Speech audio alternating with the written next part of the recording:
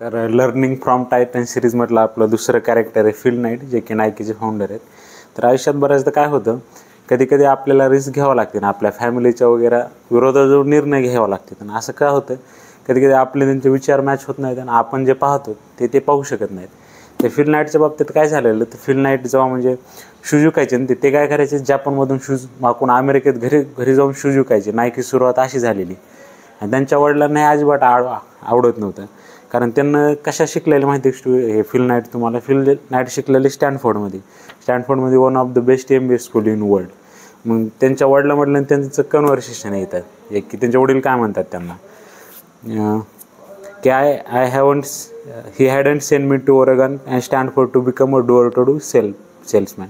माझ्या वडिलांनी मला ह्याच्यासाठी नव्हतं पाठवलं स्टँडर्डला की मी दारोदार जाऊन बूट विका. आणि त्यांचे वडील काय म्हणते, he said jackassing around, that's what it called buck. म्हणजे ते त्या फिल नाईटला म्हणतात की जॅक ॲसिंग म्हणजे दारोदार जाऊन शूज विकण्यासाठी तू स्टॅनफोर्डला गेलता का, and how long you think you are going to keep jackassing with this shoes, and I shrugged I don't no.